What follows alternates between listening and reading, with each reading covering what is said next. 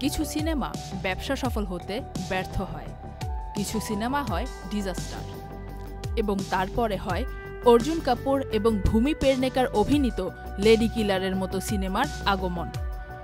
৪৫ কোটি টাকার বিশাল বাজেটে নির্মিত এই চলচ্চিত্র বক্স অফিসে ঐতিহাসিক পতনের মুখোমুখি হয়েছিল এবং মাত্র ৬০,০০০ টাকা আয় করেছিল এই লেডি কিলার। ব্যয় করা অর্থ এবং উপার্জিত আয়ের মধ্যে ব্যবধান বিস্ময়কর, যা এই সিনেমাকে গত কয়েক বছরের সবচেয়ে বড় সিনেম্যাটিক ব্যর্থতাগুলোর মধ্যে একটি করে তুলেছে। এত বড় ব্যর্থতার পেছনে অনেক কারণ থাকতে পারে। দুর্বল স্টোরি টেলিং এবং প্রচারণা থেকে শুরু করে দর্শকদের প্রত্যাশা পূরণ না হওয়া এই সিনেমা ফ্লপ হওয়ার অন্যতম কারণ হিসেবে বিবেচিত।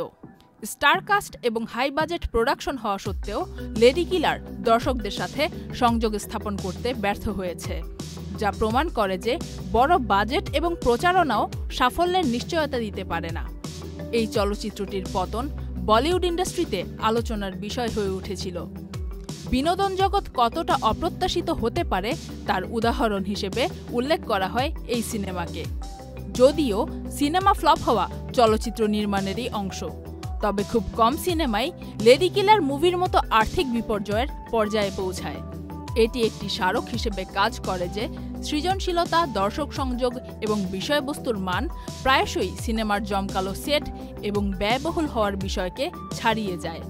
তাই লেডি কিলারকে তার গল্প বা অভিনয়ের জন্য নয়, বরং তার বক্স অফিস ব্যর্থতার বিশাল অঙ্কের জন্য স্মরণ করবে চলচ্চিত্রপ্রেমীরা। Faria Ahmed Khan, channel I.